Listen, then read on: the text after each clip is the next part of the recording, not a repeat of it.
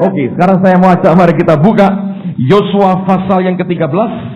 Dan ini yang Tuhan sampaikan kepada saya di Banjarmasin pada awal Desember yang lalu. Dengan cepat saya ingin bagikan beberapa hal penting buat kita semua, khususnya waktu kita akan memasuki tahun 98. Para ketua MK, ketua departemen, Anda perhatikan baik-baik. Ini merupakan guideline, suatu garis pembimbing untuk Anda bisa mengerjakan akan apa yang Tuhan akan buat kita dalam tahun ini. Yosua pasal 13. Perhatikan mulai ayat yang pertama. Judulnya daerah-daerah yang belum direbut. Setelah Yosua menjadi tua dan lanjut umurnya, berfirmanlah Tuhan kepadanya, engkau telah tua dan lanjut umur, dan dari negeri ini masih amat banyak yang belum diduduki. Inilah negeri yang tertinggal, segenap wilayah orang Filistin dan seluruh negeri orang Gesur, mulai dari sungai Sikor di sebelah timur Mesir sampai ke daerah Ekron ke arah utara. Semuanya itu terhitung tanah orang Kanaan. Ada 5 raja kota orang Filistin, yakni di Gaza, di Asdod, di Askelon, di Gar, dan di Ekron, dan orang Awi. Di sebelah selatan seluruh negeri orang Kanaan dan Meara, kepunyaan orang Sidon, sampai ke Afek, sampai ke daerah orang Amori. Selanjutnya negeri orang Gebal dan seluruh gunung Libanon di sebelah matahari terbit, mulai dari Baal Gad di kaki gunung Hermon sampai ke jalan yang menuju ke Hamat. Semua orang yang diam di pegunungan, mulai dari gunung Libanon sampai ke Misrefot Maim, semua orang Sidon. Lalu perhatikan, Tuhan berkata, aku sendiri akan menghalau mereka dari depan orang Israel. Hanya undikanlah dahulu negeri itu di antara orang Israel menjadi milik pusaka seperti yang kuperintahkan kepadamu. Oleh sebab itu, bagikanlah negeri ini kepada suku yang 9 itu, dan kepada suku Manasye yang setengah itu menjadi milik pusaka mereka. Pada waktu itu yang mendapat jatah sebenarnya bukan hanya 12. Lewi tidak dapat jatah tanah. Tuhan berkata, akulah bagianmu. Tetapi 2 anak Yusuf, yaitu Efraim dan Manasye, masing-masing mendapat jatah. Kalau dihitung berarti paling tidak ada 13 suku yang seharusnya mendapat bagian. Tiap-tiap kelompok suku mendapat bagian tanah hak mereka di tanah perjanjian. Namun kalau Anda memperhatikan, pada waktu Yosua sudah mulai tua, ternyata yang masih belum mendapat jatah itu ada 9,5 suku. Berarti kalau 13 suku dikurangi 9,5 berapa saudara? 3,5, betul ya? Yang mendapat jatah itu baru 3,5. Berarti sebagian besar yang Tuhan berikan itu belum tercapai. Yang mereka mampu rebut baru 3,5 suku. Masih 9,5 suku yang belum dapat tempat di mana mereka harus tinggal. Nah, dengarkan baik-baik saudara. Ketika di Banjarmasin itu roh Tuhan berkata kepada saya begini. Lihat akan apa yang terjadi pada bangsa Israel. Sebelum Yosua pasal 13. Dari sejak zaman Musa ganti ke zaman Yosua pasal pertama. Apa yang sebenarnya terjadi? Orang Israel itu ketergantungannya kepada Yosua begitu besar. Kalau perang, mereka selalu tempatkan Yosua di depan, lalu kemudian mereka ikuti Yosua dari belakang. Nah, itu merupakan cara yang konvensional, cara yang lama. Sejak Musa mereka begitu, zaman Yosua mereka berbuat yang sama. Yosua tampil di depan dan orang-orang Israel mengikuti di belakangnya. Dan dengan cara semacam itu baru 3,5 suku yang mendapat akan bagian warisannya. Masih 9,5 lagi yang ternyata belum mendapat bagian apapun pada waktu itu. Roh Kudus berkata begini, memang benar aku yang angkat Musa, memang benar aku yang angkat Yosua, supaya mereka memberi contoh, mereka memberi teladan, mereka memberi pattern, mereka menyampaikan pola ilahi kepada umatku. Tetapi kalau cara itu terus dipakai, akan lamban sekali dibandingkan apa yang harus sebenarnya mereka kuasai dan mereka taklukkan. Lalu Tuhan berkata dengan jelas, tahun depan akan terjadi perubahan. Dan oleh karena itu saya berkata, buat kita dan buat bangsa ini, buat seluruh dunia, tahun ini merupakan tahun perubahan. Perubahan dalam hal apa? Saya berkata dalam hal pola Tuhan bekerja. Selama ini sejak gereja ini berdiri, saya tahu kemanapun, apapun yang dibutuhkan gereja, orang cari gembalanya. Apakah itu wajar, Pak? Dalam batasan tertentu masih wajar. Rasanya kalau pindah rumah, bukan pendeta Petrus Agung yang masuk, tidak mantap, saudara. Rasanya kalau ngusir setan, bukan pendeta Petrus Agung yang ngusir, setannya cuma nyengir, dan kemudian kita yang capek sendiri. Rasanya kalau bukan pendetanya yang berbuat sesuatu, rasanya berkat rohaninya hanya 40%. Rasanya kalau tidak salaman, saya nggak pernah salaman di sini. Kalau nggak salaman dengan pendeta nih, tahun ini rasanya kurang serap rasanya. Itu saya ngajari sopo, saudara. Dan saya berkata itu sebetulnya yang harus dirubah. Dan tahun ini, saudara dan saya semuanya harus dengan jujur berkata, kami mau ikuti perubahan Tuhan. Karena terbukti caranya Yosua, memang Yosua ini luar biasa. Matahari dia bilang berhenti saudara. Dan ternyata abad 20 ini oleh komputer dihitung betul. Dunia ini benar mengalami extend, diperpanjang saudara. Dalam hitungan komputer memang betul saudara. Jadi ini dibuktikan ilmiah, intelek membuktikan, komputer membuktikan. Yosua pernah berkata, matahari berhenti, perangku belum selesai, perang. Tapi para pemimpin diberikan kepada kita hanya sebetulnya memberikan contoh, memberikan pola, memberikan pattern. Nah, Alkitab mengajarkan 5 jawatan diberi untuk memperlengkapi gereja, supaya gereja, yaitu orang percaya, melanjutkan, meneruskan, mengerjakan bagian tugas pelayanan mereka. 5 jawatan itu untuk memperlengkapi, Andalah yang sebenarnya harus pegang peranan yang paling vital di tengah-tengah kita.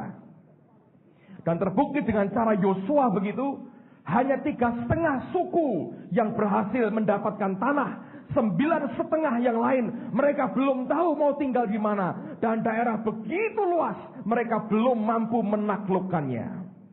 Saya mau berkata saudara sekalian, kalau kita mengikuti akan pola ini terus, maka kemajuan kita akan nyata, saya percaya, tapi tidak secepat yang Tuhan mau. Dan saya ingin supaya semua kita menyadari, apa yang kita capai dalam hari-hari ini belum seberapa sebenarnya dibandingkan dengan apa yang Tuhan kerjakan.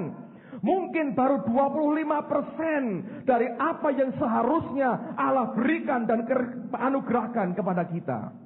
Jangan puas dengan yang apa yang ada. Itu angka nggak seberapa, saudara. Saya percaya kalau kita bergerak bersama-sama, mengikuti pola yang baru yang Tuhan akan berikan buat kita, maka saya percaya pelipat gandaan yang sangat luar biasa itu akan terjadi. Amen, saudara. Dengan demikian nama Tuhan yang dipermuliakan, dan tidak ada nama manusia yang bisa berkata, semua karena aku yang melakukannya. Dan ini yang sebenarnya Tuhan mau kerjakan di tengah-tengah kita. Like or not, suka atau tidak suka, ini yang akan terjadi. Dan Tuhan berkata pada beberapa ayat di belakang, ayat yang ke-6, dia berkata, aku sendiri akan menghalau mereka dari depan orang Israel. Hanya, dia berkata begini, undikanlah dahulu negeri itu di antara orang Israel. Artinya, walaupun belum ditaklukkan, bagi-bagi dulu. Diundi dulu, bagianmu ini, kamu ini, kamu ini, kamu ini, kamu ini. Dikatakan, undikanlah dahulu negeri itu di antara orang Israel menjadi milik pusaka mereka, seperti yang kuperintahkan kepadamu. Oleh sebab itu, bagikanlah negeri ini kepada suku yang 9 itu, dan kepada suku Manasye yang setengah itu menjadi milik pusaka mereka.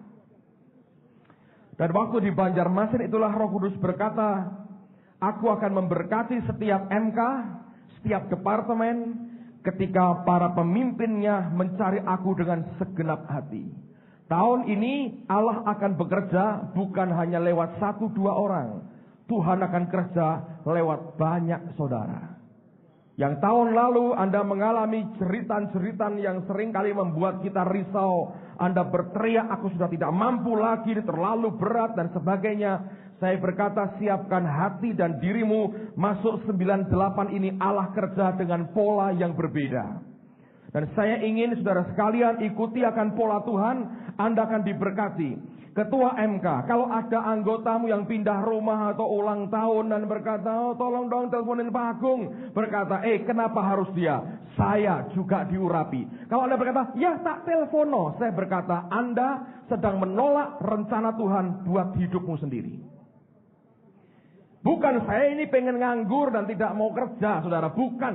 Tapi ini pola Tuhan. Karena apa? Terbukti sebetulnya. Kita kerjakan sudah sekian tahun. Kita bertanya apakah hanya ini? Saya berkata tidak. Tapi sekian tahun ini Allah mau kita menerapkan suatu cara atau pola yang Tuhan mau. Dasar harus diletakkan, pola, patternnya harus dibentuk. Supaya Anda tahu bagaimana bergerak, hidup dalam roh, melayani seperti yang Tuhan inginkan. Tapi 5 jawatan itu hanya memperlengkapi orang-orang percaya. Nah, kalau kita bisa melihat ini sebagai anugerah, saya mau katakan semua ketua MK, pelayan rayon, pelayan wilayah, jangan buang kepercayaan Tuhan buat saudara yang akan dia berikan dengan luar biasa di tahun 98 ini.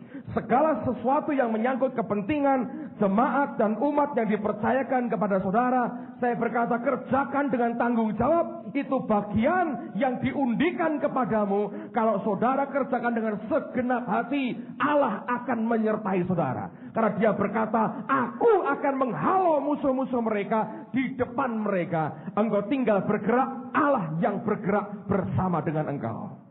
Oleh karena itu sekali lagi saya katakan, ini tahun-tahun yang luar biasa. Anda akan melihat makin banyak orang-orang yang dipakai Tuhan. Dan saya percaya pada akhir tahun ini, kita akan berkata, sungguh Allah bangkitkan begitu banyak pemimpin dan orang-orang yang diurapi di tengah-tengah kita. Sepanjang tahun lalu dan tahun-tahun sebelumnya, kita sudah diberkati dengan banyak hamba Tuhan. Tahun ini Allah akan kirimkan lebih banyak lagi. Untuk apa? Bukan untuk membuat kita hanya enjoy, menikmati semuanya. Tapi untuk membuat kita dilengkapi dan mengerjakan akan tugas kita dan tanggung jawab yang besar yang Allah berikan buat kita. Amen, saudara. Dan tahun ini semua ketua MK, saudara siapkan hatimu dengan segenap hati. Ada hal yang akan Tuhan kerjakan dengan cara yang luar biasa. Dan tahun ini berkaitan dengan perubahan-perubahan itu, saya percaya Tuhan akan kirim banyak hamba-hamba Tuhan di tengah-tengah kita. Paling tidak sebulan sekali saya akan melihat ada orang-orang yang diurapi Tuhan berdiri di mimbar ini bukan dari bangsa ini, bukan dari gereja ini, akan berbicara, menyampaikan kebenaran, memberkati saudara, dan akan membuat kita makin diperlengkapi. Kalau saya melihat seluruh yang sudah didaftar kita ini, saya berkata, mereka bukan orang-orang yang gagal, mereka orang-orang yang sangat berhasil. Dan saya percaya kalau itu semua diberikan, dicurahkan dalam kehidupan kita, akan makin banyak hal yang indah. Kita sudah ada agreement, kesepakatan dengan pendeta Raymond Mui yang melayani kita beberapa minggu yang lalu. Beliau punya sebuah sekolah Alkitab di Kuala Lumpur namanya X. Dan itu merupakan sekolah Alkitab training singkat 6 bulan lamanya. Dan sebetulnya Tuhan taruhkan dalam hati kita sudah cukup lama kerinduan memiliki akan sekolah Alkitab atau training yang sama. Hanya 6 bulan atau 9 bulan akan menyiapkan orang dengan cepat, dengan sesuatu yang baik sekali. Tapi tidak mungkin kita buat dalam tahun ini, karena Anda untuk mencari guru-guru yang berbobot, Anda harus kontak mereka setahun di muka. Dan oleh karena itu kita ada agreement bahwa tahun ini sebisanya, semua yang bisa dari seluruh hamba-hamba Tuhan yang melayani di Kuala Lumpur akan dikirim juga ke Semarang untuk memberkati kita. Jadi sepanjang tahun ini saya percaya minimal sebulan sekali kita akan dilayani oleh para pengajar dan hamba-hamba Tuhan yang akan memperlengkapi saudara. Bukan hanya untuk membuat kita menikmati apa yang baik, tapi untuk memperlengkapi semua kita. Dan saya percaya ini merupakan tahun yang sangat indah buat semua kita. Yang kedua, coba lihat dalam Yosua pasal yang ke-17. Yosua pasal 17 ayat yang ke-14 mulai. Yosua pasal yang ke-17. Perhatikan pada ayat yang ke-14. Alkitab berkata, berkatalah Bani Yusuf kepada Yosua demikian. Mengapa engkau memberikan kepadaku hanya satu bagian undian dan satu bidang tanah saja menjadi milik pusaka, padahal aku ini bangsa yang banyak jumlahnya, karena Tuhan sampai sekarang memberkati aku. Jawab Yosua kepada mereka, kalau engkau bangsa yang banyak jumlahnya, pergilah ke hutan dan bukalah tanah bagimu di sana, di negeri orang Feris dan orang Refaim, jika pegunungan Efraim terlalu sesak bagimu. Kemudian berkatalah Bani Yusuf, pegunungan itu tidak cukup bagi kami, dan semua orang Kanaan yang diam di dataran itu mempunyai kereta besi, baik yang diam di Bet-Sean dengan segala anak kotanya, maupun yang diam di lembah Yisrael. Lalu berkatalah Yosua kepada keturunan Yusuf, kepada suku Efraim dan suku Manasye, engkau ini bangsa yang banyak jumlahnya dan mempunyai kekuatan yang besar. Tidak hanya satu bagian undian ditentukan bagimu, tetapi pegunungan itu akan ditentukan bagimu juga. Dan karena tanah itu hutan, haruslah kamu membukanya. Kamu akan memilikinya sampai kepada ujung-ujungnya. Sebab kamu akan menghalau orang Kanaan itu, sekalipun mereka mempunyai kereta besi dan sekalipun mereka kuat. Dan hal yang kedua yang Tuhan berkata, tahun ini merupakan tahun penaklukan, the year of conquest. Beberapa hari yang lalu saya melayani akan retreat teman-teman remaja di Kopeng. Bagus sekali, saya sangat diberkati. Christian mana? Bagus, session terakhir Pak Paulus. Bagus ya, puji Tuhan. Tuhan beri dia nama Paulus, saudara. Cari-cari nama baptis gak dapat bertahun-tahun. Sampai di Kopeng, saya gak tahu saya mesti khotbah apa. Saya masuk kamar yang disediakan oleh Pak Samuel Seputra di sana. Lalu saya pikir saya mau istirahat, ditawarin kopi, saya mau, saudara. Tapi Roh Kudus berkata doa. Saya nggak tahu saya mesti ngomong apa. Ketika saya berdoa, Tuhan mulai ngajar tentang untuk session keduanya malamnya. Lalu setelah selesai saya tulis, dia berkaya mandi, saya masuk kamar lagi. Tuhan mulai bicara kepada saya untuk pengurusnya dan untuk apa yang akan dikerjakan Tuhan kepada para remaja itu. Dan Roh Tuhan kerja luar biasa. Dan itu yang membuat Tuhan berkata, namanya mulai hari ini adalah Paulus, saudara. Itu ada ceritanya, nanti kapan-kapan suruh dia bersaksi, menarik sekali. Nah, saudara sekalian, tapi ini yang saya ingin sampaikan buat saudara pada malam hari ini. Bahwa tahun ini sebenarnya juga merupakan tahun penaklukan. Dan tahun penaklukan itu, ini yang seperti Tuhan katakan. Dia berkata, engkau mesti membuka hutan. Engkau bangsa yang kuat, engkau akan menguasai sampai ke ujung-ujungnya. Dan dalam retret itu saya cerita dengan beberapa teman apa yang Tuhan kerjakan. Dengar baik-baik saudara, saya tidak mau melebihkan segala sesuatu, tapi setiap kali saya berdoa untuk tahun ini, saya tahu ada sesuatu yang spesial yang akan Allah buat. Nah, kalau Anda mengerti soal militer ya atau politik negara-negara, setiap kali suatu negara itu melakukan penimbunan kekuatan, terutama dia kumpulkan amunisi, dia siapkan bom, dia siapkan kekuatan perangnya, dia beli pesawat tempur dalam jumlah banyak, dia bangunkan kapal-kapal perang, dan dia tanam berbagai macam senjata di gudangnya.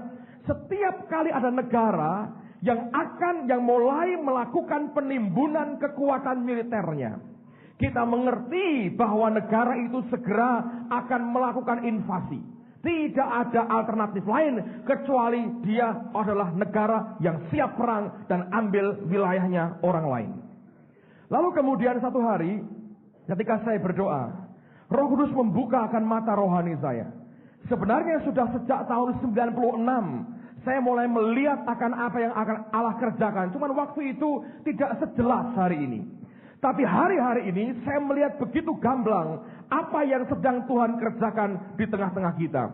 Dan Roh Kudus berkata, lihat, aku sedang menimbun kekuatanku. Dan tidak ada alternatif lain kecuali engkau akan aku pakai menginvasi dunia ini bagi Kristus Yesus. Apa yang Allah kerjakan di tengah-tengah kita? Yang pertama, coba perhatikan. Roh Kudusnya di tengah-tengah kita. Orang datang ke tempat ini, orang tahu roh Tuhan di tengah-tengah kita. Semua hamba Tuhan datang ke tempat ini, mereka berkata roh Tuhan di tengah-tengah kita. Orang ikut nyembah di sini, kalau Anda cari Allah segera pasti engkau tahu Tuhan di tengah-tengah kita. Itu modal yang hebat sekali. Yang kedua, tadi saya katakan dalam beberapa tahun terakhir ini, sekitar hampir 4 tahun terakhir ini, unity, kesatuan yang saya rasakan di gereja ini luar biasa. Gak ada orang ribut, gak ada orang tegang, gak ada orang intrik-intrik. Di kantor Anda lihat semua damai. Orang gak ada ngomongin orang, ngerasain orang, jelekin orang. Katanya begini. Saya gak pernah temukan orang bicara begitu. Oh ya, beda pendapat, beda persepsi, beda policy, itu muncul wajar, saudara. Dalam batasan tertentu tanpa mengganggu sama sekali apa yang disebut dengan kesatuan hati dan unity. Ini baik sekali. Yang ketiga yang saya perhatikan di tengah-tengah kita adalah Tuhan itu memberikan orang-orang muda di tengah-tengah kita. Dan Anda bukan orang muda yang gagal. Sebagian besar adalah mereka yang secara akademis, inteleknya terdidik. Nah, Alkitab berkata ini adalah anak panah. Tahukah Anda dalam retreat remaja, saudara? Session pertama, selesai saya mendoakan pengurusnya. Roh Kudus berkata, doakan mereka yang tahu ada panggilan Tuhan jadi hamba Tuhan sepenuh waktu. Banyak yang maju. Para bapak saya beritahu, mungkin satu di antaranya anakmu. Engkau berkata, oh jadi pengusaha nak. Sorry saudara, misionari rupanya. Saya lupa persisnya, tapi videonya ada, tapi jangan ditunjukkan orang tuanya. Nanti dimatikan benih imannya. Memang anopo jadi pendeta. Nah, repot saudara. Biarkan dia tumbuh. Biarkan dia tumbuh seperti yang Tuhan mau. Tapi saya kaget sekali. Banyak yang maju ke depan memberikan hidupnya. Tahu Tuhan pilih dia. Tahu. Itu yang membuat saya tercengang. Dan itu kekuatan saudara. Anda boleh punya semua. Tapi gak ada orang siap berangkat. Nah mau ngapain sebenarnya? Kalau ini kelompok ini orang-orang tua semua baik, saya senang. Yang 80 tahun ke atas saya senang saudara. Gak ada ribut, gak ada apa, pokoknya gak ada apa-apa. Amin. Sambil turun gitu. Gak apa-apa saudara. Fine. Ya, 80, 90, 100 gitu gak apa-apa. Kayak Abraham, kabeh, bagus saudara. Tapi kalau suruh pergi, nah nanti dulu kan. Tapi Allah memberikan kepada kita anak panah ilahi yang luar biasa. Itu yang ketiga. Yang keempat, Allah berikan mesbah keluarga buat kita. Saya percaya itu akan membuat penggembalakan lebih baik. Allah berikan visi kepada kita. Allah berikan fasilitas kepada kita. Tuhan kirimkan hamba-hamba Tuhannya di tengah-tengah kita. Dan kita baru dengar laporan tadi, Tuhan berikan duitnya kepada kita. Saya mau berkata buat saudara, dari jemaat ini tok saudara. Kita gak ada resources yang lain, gak ada sumber yang lain. Dari Anda dikumpulkan setiap minggu, Anda memberi korban 63-62 juta tiap bulan. Sekarang saya mau tanya, itu untuk harian saja. Berapa ya Thomas? Sebulan. Rutin aja. Nah 20 ya. 20 juta ya. Nggak habis lah kira-kira. 20 juta katakanlah. 20 juta tiap bulan rutin kita bayar AC, listrik segala macam ini. Macam-macam 20 juta aja. Berarti kan sisa berapa saudara? 40 sekian. Itu mau buat apa? Duit tiap bulan 40 juta saudara. Oh Pak, dibelikan dolar. Bertobat saudara. Saya tidak yakin tuh dikumpulkan ke kita untuk kita tinggal kipas tinggal bantalan Pak enak anget. Bukan saudara. Saya nggak percaya itu. Uang sekian itu hanya untuk pengangguran.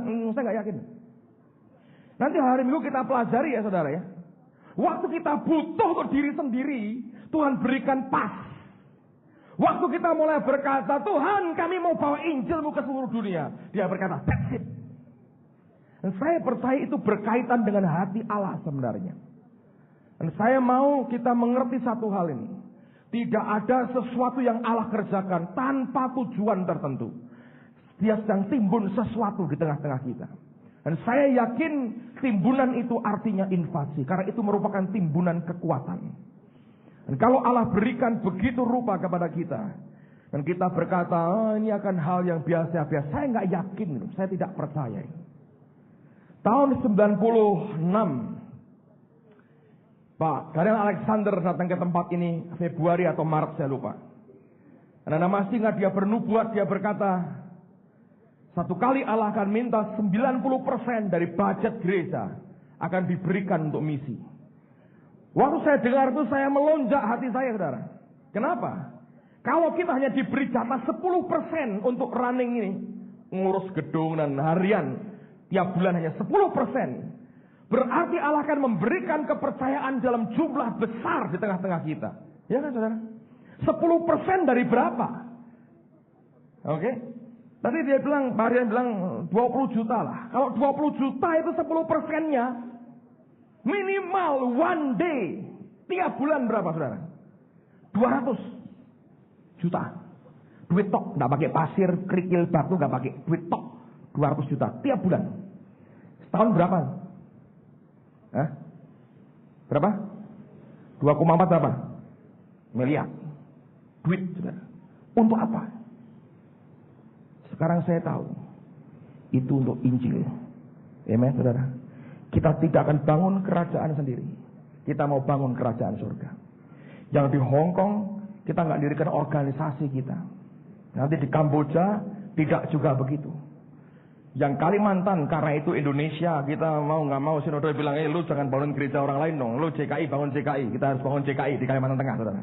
Tapi yang di mana? India, kita nggak bangun organisasi. Nggak. Kita akan bangun gereja, kita diritis gereja. 2-3 minggu lagi Pak Yos berangkat. Kita doain, saudara. Dan kita nggak bangun organisasi. Selesai berdiri sedikit kita lepas. Itu kan ntar di surga. Amen, saudara. Maret saya akan ke Myanmar, ke Burma. Bantu doa, yang mau ikut boleh, saudara. Bayar sendiri semuanya. Tapi saya berkata, ini waktu Tuhan buat kita. Tidak mungkin ada penumpuan kekuatan seperti ini hanya untuk membuat kita rileks sekarang. Saya nggak yakin. Dan saya percaya tidak akan ada pengaruhnya buat kita di tengah gejolak seperti apapun di negara ini. Karena sumbernya dari mana? Dari Tuhan Yesus sendiri. Amen, saudara. Saya yakin tidak ada pengaruhnya. Tahun depan berapa, Pak? Kita bukan pedagang, saudara. Yang ngitung duit mau berapa? Saya tidak mau. Saya mau berkata, tahun depan seberapa besar daerah yang akan ditaklukkan oleh karena Injil yang kita beritakan. Saya berdoa, goal kita bukan uang. Ingat, uang itu hanya sarana. Goal kita adalah jiwa-jiwa. Dan kerajaan surga ditegakkan di muka bumi ini. Amen, saudara. Apa yang kita alami, saya yakin belum seberapa. Mungkin baru 25% aja nggak ada. Dari apa yang kelak ke depan akan Tuhan buat. Dalam tahun-tahun mendatang kau akan lihat sesuatu yang luar biasa akan terjadi. Bagaimana dengan kita? Growth pertumbuhan kita bagaimana sebagai lokal? Begitu, saudara. George E., hamba Tuhan dari Singapura atau Malaysia yang pernah kemari. Saya pernah bicara dengan dia satu kali. Saya bilang, bagaimana dengan pertumbuhan gereja? Setelah kami cerita, kita cerita semua. Dan dia berkata begini pada saya, Pastor, kenapa engkau tidak pakai imanmu soal duit? Engkau pakai untuk iman pertumbuhan gereja. Saya bilang, saya nggak ngerti itu omongan itu. Saya renungkan lama sekali. Terakhir ketika bulan apa ya, Car ya? Trivandrum. Oktober ya. Oktober kami ke India, ke Trivandrum. Di hotel, kamar hotel itu sendirian. Hotel itu aneh, saudara. Tiap sekian jam lampunya mati. Dek. Sekian menit murup lagi. Kita kata gitu. Nanti sama dek mati lagi, murup lagi gitu. Terus pokoknya tenan India tenan. Dek mati, murup. Tapi itu yang terbaik yang ada di kota itu. Jadi saya di kamar sendirian, pas madek gitu ya, sudah mau mati mau apa lagi. Dan kemudian banyak sembahyang. Dan saya terngiang perkataan hamba Tuhan ini. Terus saya merenungkan, saya bilang, Tuhan, imanku soal uang itu apa sih? Akhirnya dia buka hati saya. Dan dia berkata, 2 hal yang kamu punya. Yang pertama adalah memberi. Yang kedua ketaatan. Kamu selalu memberi di dalam ketaatan. Kamu mesti memberi dalam ketaatan. Kamu korbankan semua pun kamu berani memberi dalam ketaatan. Kamu beri duit dalam ketaatan. Kamu lihat returnnya, baliknya di gereja, di pribadimu. Aku memberkati engkau. Tiba-tiba terbuka mata rohani saya. Kalau kita kirim orang, saudara. Amen. Kalau kita kirim orang di dalam ketaatan, kalau kita merintis gereja di luar di dalam ketaatan, kalau kita memberkati bangsa-bangsa lain di dalam ketaatan, kita kirim uang, kita kirim orang kita menangkan jiwa di luar, saya percaya kita akan tumbuh dengan sendirinya, saudara. Dan orang tidak bisa berkata, oh karena satu orang itu yang diurapi Allah luar biasa, ribuan orang dikumpulkan. Tidak lagi bisa begitu. Orang akan tanya, kenapa bisa begitu? Akhirnya mereka tahu, Tuhan yang kerjakan semuanya. Sejak itu saya berkata, tidak ada pilihan lain kecuali kita kerjakan amanat agung Tuhan Yesus. Go, pergi, jadikan semua bangsa apa? Muridku. Tidak ada pilihan lain. Saya percaya, dan ini komitmen hati saya sendiri. Saya berkata, Tuhan, izinkan kami rintis 100 gereja sampai dengan tahun 2000 di India. Bisa, saudara. Kita akan mulai Januari dengan 20 orang tepatnya. 20 orang itu berarti kita harus kirimkan $1.000 per bulan untuk India. Dan kalau 20 orang ini bergerak dalam anugerah Tuhan, itu nggak seberapa, saudara. Amen. Dan saya berdoa sebelum akhir tahun 2000 selesai, kita diberi kepercayaan oleh Allah merintis 100 gereja di India untuk kemuliaan nama Tuhan. Dan itu bisa, saya yakin 1 miliar penduduknya di sana, saudara. Dan itu bisa, saya yakin 1 miliar penduduknya di sana, saudara. Dan hari ini terbukanya luar biasa, 1 miliar. Raymond berkata pada saya, kalau hatimu seperti itu, dia berkata, kamu akan aku temukan dengan orang-orang di Burma, di Myanmar. Dan kamu bisa partnership dengan mereka, kamu bisa rintis makin banyak lagi di Myanmar. Saya berkata amin, saudara. Kita akan buka gereja juga di Myanmar untuk kemuliaan nama Tuhan. Semarang cilik Ndeso Ben, saudara. Amin, saudara. Ndeso udah apa-apa, saudara. Nggak ada masalah itu. Saya berkata tidak pernah ada nabi muncul di Yerusalem. Nabi dianiaya di Yerusalem, tapi nabi tidak pernah muncul di Yerusalem. Nabi teriak di Yerusalem, tapi tidak pernah lahir di Yerusalem. Saya mau katakan ini anugerah buat kita. Tahun ini perubahan akan terjadi. Saudara harus bisa terima kepercayaan yang Allah beri.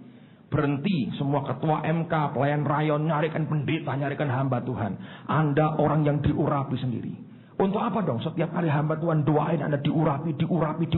Ngapain semuanya itu? Satu kali engkau harus tampil sendiri dan memberkati yang lain. Ada yang sakit datangnya sendiri berkata, aku diutus oleh Tuhan, kau tumpangan tangan. Saya percaya kesembuhan Tuhan akan lebih hebat dinyatakan justru lewat saudara daripada engkau cari pendeta. Amen, saudara. Karena ini era, saudara. Ini bagian, ini jatahmu, ini kepercayaan Tuhan. Undikan dulu bagian mereka. Beritahu ini jatah mereka. Aku akan berperang menghalau mereka di depan umatku Israel.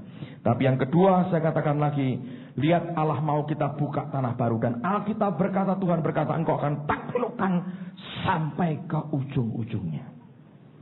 Lihat Kalimantan Tengah misalnya. Kita baru 2 bulan kita kirim. Sekarang gue sudah 4 bulan yang lalu ya kita kirim Pak Tri.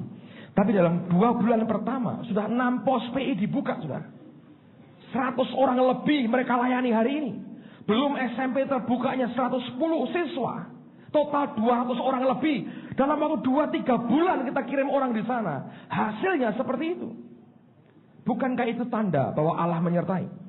Hong Kong misalnya, Bu Foni baru telepon semalam, saudara, kami bicara per telepon. Dia berkata luar biasa. Roh Tuhan kerja luar biasa, kebaktian minggu kemarin di Lawat Tuhan indah sekali. Si Pak Edi Leo khotbah di sana dan dia tahu Allah kerja dengan begitu dahsyat. Saudara, Allah sedang bekerja lewat saudara-saudara kita. Dan saya tahu ini merupakan bagian semua kita. Amen, saudara. Dan saya mau kita responi apa yang Tuhan percayakan buat kita.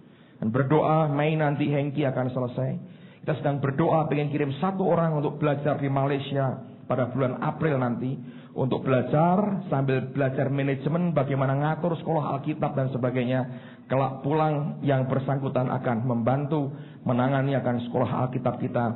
Yang kita akan mulai tahun depan, 99. Saya percaya ini bagian dari apa yang sedang Tuhan kerjakan di tengah-tengah kita. Saya ingin akhiri dengan 1 ayat ini. Yosua pasal 24. Ini yang Tuhan janjikan buat kita. Yosua 24. Ayat yang ke-12. Yosua 24 ayat yang ke-12 sampai dengan ayat yang ke-15. Kemudian aku melepaskan tabuhan mendahului kamu, dan binatang-binatang ini menghalau mereka dari depanmu seperti kedua raja orang Amori itu. Sesungguhnya bukan oleh pedangmu dan bukan pula oleh panahmu, bukan karena kekuatan manusia kita. Demikianlah kuberikan kepadamu negeri yang kamu peroleh tanpa apa saudara? Bersusah-susah. Dan kota-kota yang tidak kamu dirikan, tetapi kamulah yang diam di dalamnya. Juga kebun-kebun anggur dan kebun-kebun zaitun yang tidak kamu tanami, kamulah yang makan hasilnya. Oleh sebab itu takutlah akan Tuhan dan beribadahlah kepadanya dengan tulus ikhlas dan setia. Jauhkanlah Allah yang kepadanya nenek moyangmu telah beribadah di seberang sungai Efrat dan di Mesir, dan beribadahlah kepada Tuhan. Tapi jika kamu anggap tidak baik untuk beribadah kepada Tuhan, pilihlah pada hari ini kepada siapa kamu akan beribadah. Allah yang kepadanya nenek moyangmu beribadah di seberang sungai Efrat, atau Allah orang Amori yang negerinya kamu diami ini. Tetapi aku dan seisi rumahku, kami akan beribadah kepada Tuhan. Amen, saudara. Kita akan taklukkan tanpa bersusah-susah. Bukan karena kekuatan, saudara, yang dari manusia, tapi karena kekuatan Allah yang menyertai kita. Amen.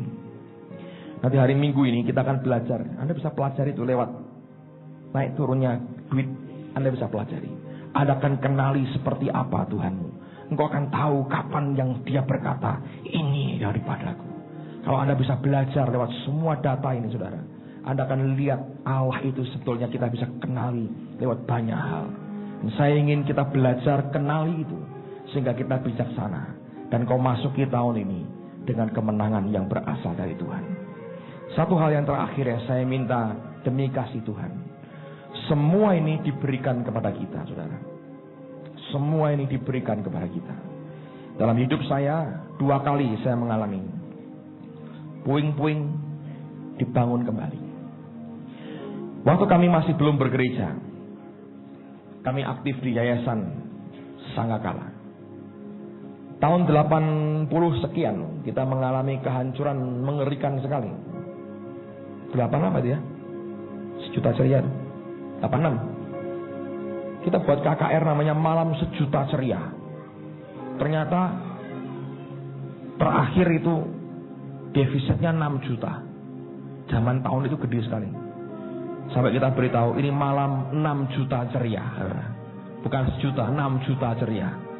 Ya kok pas angkanya 6 gitu loh, angkanya manusia. Persis itu memang saya tahu begini. Atau kami kumpul malam sebelum besok KKR.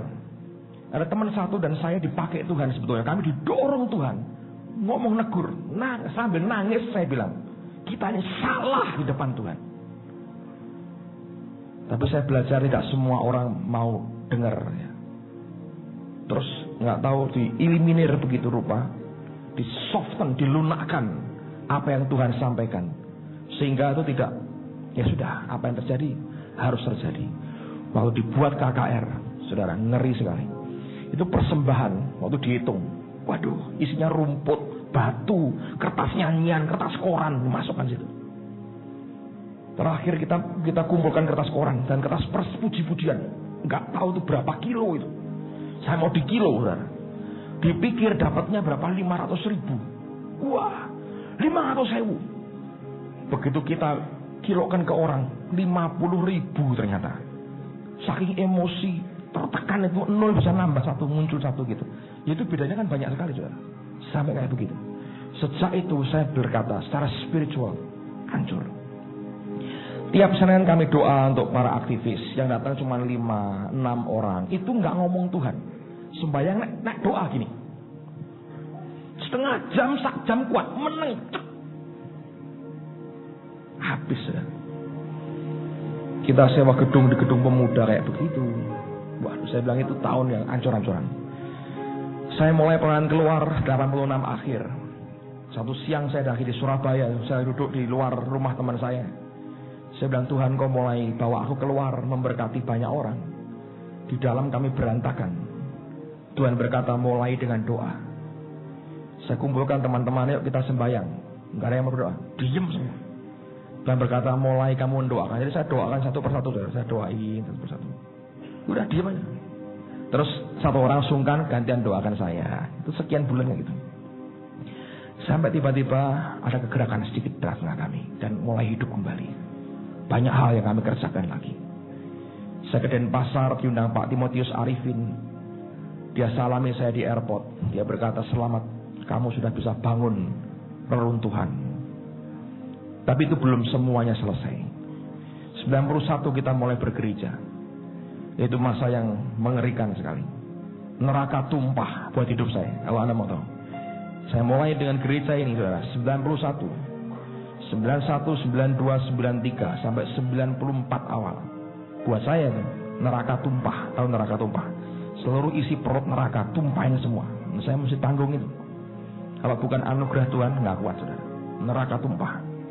Tapi 92 akhir karena roh Allah mulai kerja. Kekuatan baru Tuhan beri. 93 kita lihat Allah kerja dengan indah sekali. 94 itu puncaknya. Setiap mau bertindak, mau ngomong sesuatu, mau marah, mau apa, pikir, sembahyang. Apakah akibatnya? Apakah akan merusak apa yang Tuhan kerjakan? Atau akan membangun makin indah? Kalau Anda tahu itu punya akibat penghancuran yang luar biasa, jangan buat itu.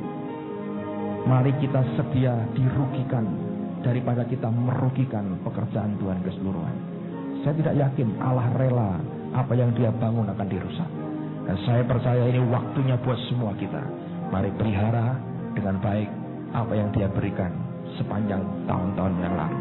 Amen, saudara. Mari berdiri bersama.